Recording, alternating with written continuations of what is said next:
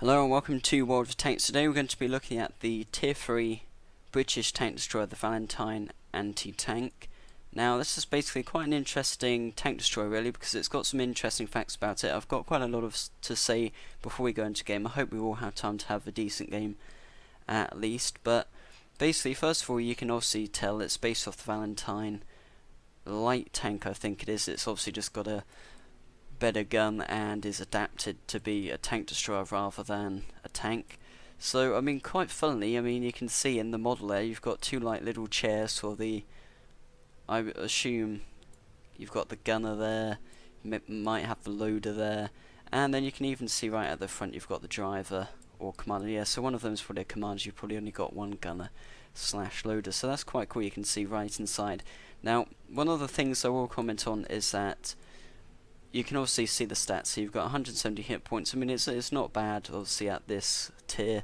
It's got a pretty good, like, obviously that's suspension and stuff, but the engine power looks pretty good. But trust me, this thing, I mean, it accelerates to its top speed pretty well, 24 kilometers an hour, but it is very, very slow. And 38 traverse speed, that's not really too bad. And you're probably looking at the hull armor there, thinking 60mm of armor all round. That's not that bad, but this is where you're wrong with it. I mean, you will bounce some shots occasionally, obviously, but that is where you kind of go completely wrong, because this gun plate here is nowhere near being 60mm. This is, I think, 16 or 14mm, which pretty much makes the whole front of the tank a weak spot, because at the end of the day, if you're firing at this thing, are you going to fire at that front plate there? Probably not. You're going to realistically be firing at the gun plate because it's easier to hit. And okay, if someone shoots you from the rear, it's going to bounce off there, but again, they're probably going to shoot you there. In fact, that'll probably be the perfect place to hit you, because it'll probably take out the gunner and the gun. And again, you can see here at the sides, 60mm. Okay, it's going to be tough to get you there, but if that's what I think it is, if that's where the ammo is stored, then if you get shot there, you're pretty much dead. So yeah, that's about all I have to say. We're going to go into a game now. Hopefully it won't take too long to get into a game, because I'm not sure how long I do have to record. On the point of Minecraft Cloud, before I continue, I mean, I know I've talked about this a lot, or we're in a reasonably good game here. Right, so Minecraft Cloud is coming on really well. I will put a link to the website. You may have already seen it, but basically it's www.minecraftcloud.co.uk.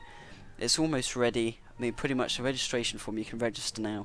The software isn't up there yet because we've got to do a few other things in terms of getting the software ready, and at the same time after that we have to get it optimized and stuff, because otherwise you're going to get forums that may think it's a virus and stuff, because it will be an exe obviously, because it is a client, not a mod.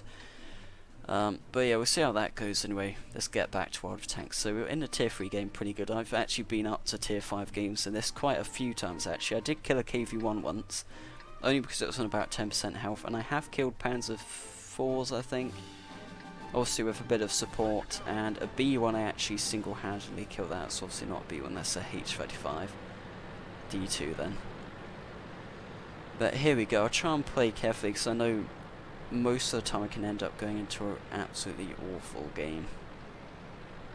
I mean, although we are in a tier 3 game, and I should effectively be very good, because I've got a tier 5 engine, I've got a tier 4 gun, and pretty much the armor's supposed to be reasonably good, of course, but we've already discussed that. So all in all, you kind of think I'd be overpowered for this, but really I've actually most of the time do better in some of the higher tier games it puts me into. I don't know if it's just because I play more carefully, or I think mostly it's because of the auto-loaders at this level, because ultimately if you're at close range, someone shoots at you with an auto-loader, you're pretty much dead, providing they know where to shoot, obviously. I mean, if they're just going to start shooting at your lower plate, then they're pretty useless. But we obviously do have artillery to worry about as well, so have to see how we go on that.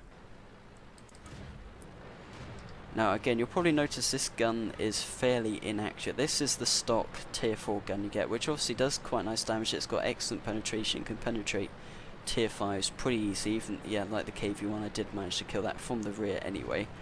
But yeah, one of the issues with it is that for a tank destroyer's gun, it is very inaccurate. Of course there is the next 6-pounder up, which is again another tier 4. However, it does have better accuracy and a bit better penetration, so I'm hoping once I get that this thing should be pretty nice, but at the moment it seems to be awfully inaccurate at range, and of course with a tank destroyer like this I don't really want to engage at too close ranges. So again, you can see that guy there's being completely torn apart by an autoloader, which isn't good. Now I kind of suggest we move out of here because we're going to get people shooting right at us. So there's obviously someone waiting around here. I'll try and get him. Or being shot from somewhere else now. I think we're going to have to go out here.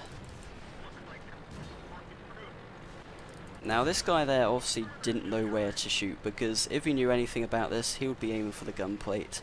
And looking at that gun, that would have definitely gone through. So what he did wrong there, I don't know.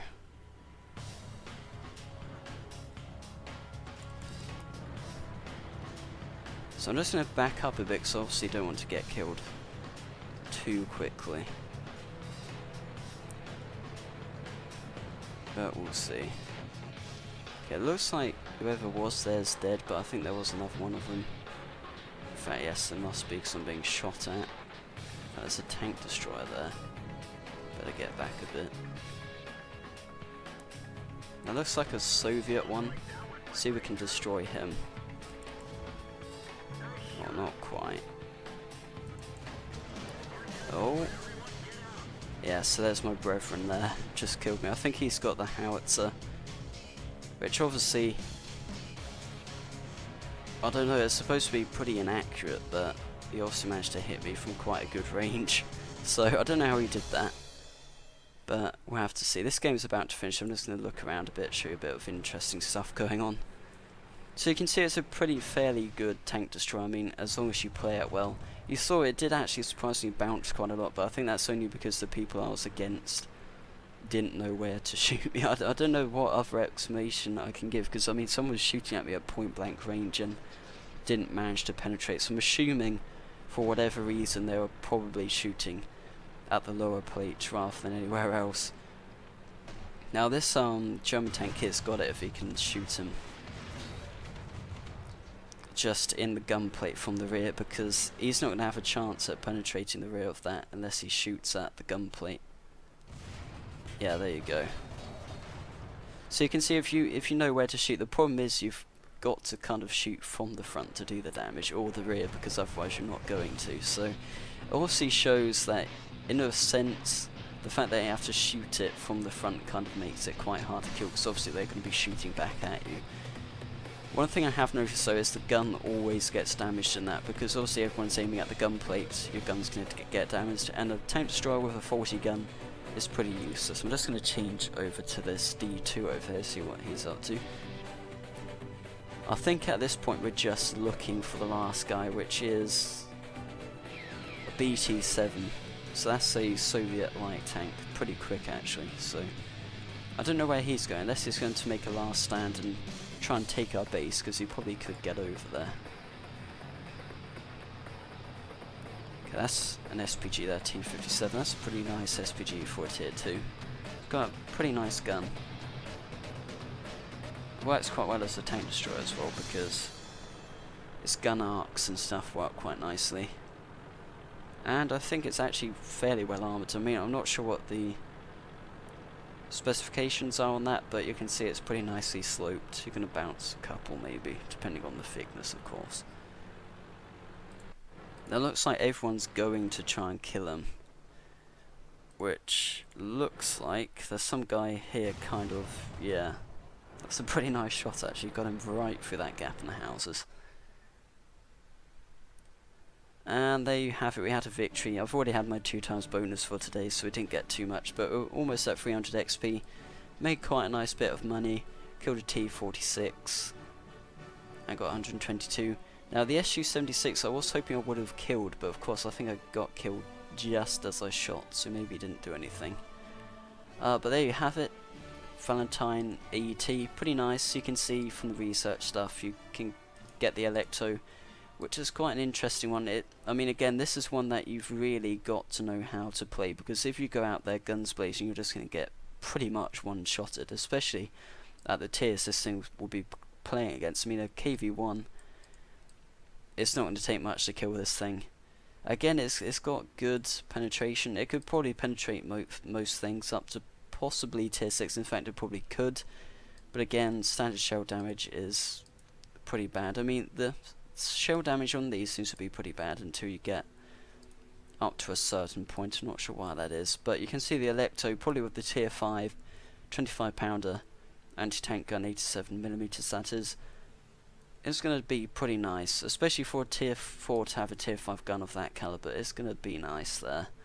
Of course it has less penetration because it's a howitzer, but there you have it. Thanks for watching my World of Tanks video today, guys. Hope you enjoyed it, even though I did die. But I did kill someone, so there you go. Thanks for watching, and if you did enjoy the video, remember to like and subscribe. See you next time.